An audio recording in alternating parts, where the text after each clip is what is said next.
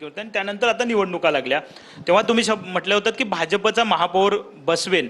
आता हे सिद्ध झाले जे निकाल समोर आले? हे बघा भाऊ, 1995ला नवी मुंबईच्या सार्वत्रिक निवडणुका पहिल्या झाल्या.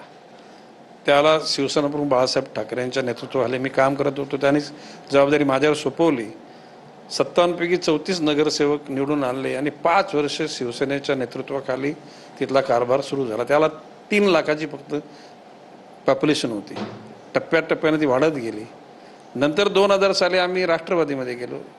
2000चा, 2005चा, 10चा, 15 4 टर्म राष्ट्रवादीचे महापौर तिथे राहिले. आणि ज्यावेळेला आम्ही भाजपमध्ये होतो त्याला मी बोललो होतो की आता याच्या पुढचा महापौर भाजपचा होणार आहे. आणि आज जनतेच्या इच्छेने जनतेनेच तो महापौर बसवला.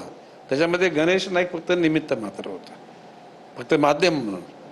कारण त्याचं कारण असं की मी नवी मुंबई शहरामध्ये धर्म, जात, पंथ, वर्ण, वर्गाच्या पलीकडे जाऊन माणुसकी धर्माचं जतन करण्याचं आव्हान केलं. जनतेनं ते मानलं आणि जीवनाचा अर्थ पण लोकांना सांगितलं की बालपण, तारुण्य, प्रौढत्व, ज्येष्ठत्व आणि जीवनाचा नंतर निरोप सगळ्यांना घ्यायचा आहे. तर जगण्यासाठी फार काय लागत नाही. ज्या लोकांच्या राक्षसी महत्वाकांक्षा असतात त्या लोकांच्या आयुष्यामध्ये त्यांना रिपेंट व्हावं लागतं, पश्चाताप करावा लागतो.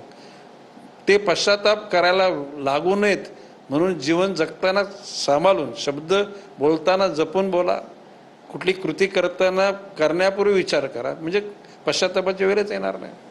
आणि आपण जे आहोत ना त्याचं भान ठेवा. आपण कोण आहोत, काय परिणिती पुढे काय होणार आहे. आपण प्रश्न काय म्हणजे स्वर्गाचे तर देव तर बनणार नाहीत ना आपण. म्हणजे प्रश्न असे मानवी जीवन आहे, त्या मानवी जीवनाला चढ उतार असतोच असतो. परंतु त्याची एक परिसीमा, डोंगराची उंची सुद्धा वाढता वाढता वाढत आणि परत उतार लागतो ना. पण ज्या पद्धतीनं हा संपूर्ण प्रचार चालू होता, अनेक आरोप प्रत्यारोप होत होते, थेट आव्हान जो आहे ते तुम्ही एकनाथ शिंदे यांना सुद्धा दिलं होतं की मी तुझ्यापेक्षा सिनियर आहे असंही तुम्ही म्हटलं होतं.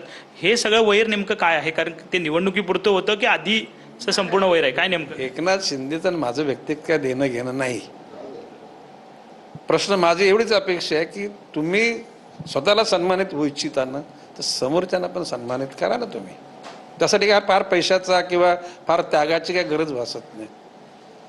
आणि कुठे कोणाच्या खिशातून करावं लागतं. जे जनतेच्या हिताकरता जे गरजेचं आहे ते करायला तुम्ही सांगाल ना, ते खरं सांगा, दिखावं नको आहे. आणि म्हणून मी त्यांना बोललो की आयुष्यात चुका झाल्या, माझ्यासुद्धा आयुष्यात चुका झाल्यात ना, मी कबूल करतो. परंतु जेव्हा मी सुधारतो, न बोलता कोणी सांगता मी सुधारतो. माझं म्हणणं की ह्या युनिफाईड DCR हा चुकीचा राबवला. तर मी ह्या युनिफाईड DCRच्या बाबतीमध्ये अतिशय उच्चस्तरीय बैठकीमध्ये मी बोललो आहे की म्हटलं हा कुठल्या शाण्याने हा युनिफाईड DCR आणला. या शहराचं पुन्हा बकाल शहर करण्याची मी भूमिका आहे. नगरविकासचाच निर्णय होता तो निर्णय नगरविकासचा होता, परंतु त्या ठिकाणी निर्णय अंतिम करताना सांगोपांग चर्चा करून करायला पाहिजे. छत्रपती शिवाजी महाराज सर्वज्ञानी होते, सर्वसंपन्न होते, परंतु अष्टप्रधान मंडळ ठेवलं होतं त्यांनी. आणि एखादी चूक झाली तर ती दुरुस्ती केली पाहिजे.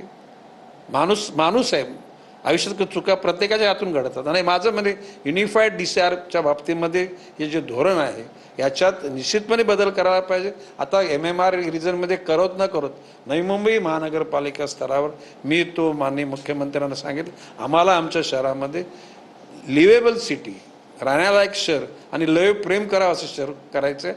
आणि त्याकरताच गणेश नाईकला लोकांनी इतकं प्रेम दिलेलं आहे. आणि त्याकरता निश्चितपणे त्या गोष्टी करू आम्ही. मी मगाशी म्हटलं की गावच्या लोकांनी गरजेपोटी घरं बांधल्यात, ती घरांची जमीन मालकीची करा. झोपट्ट्या बांधल्यात, ती जमीन मालकीची करा.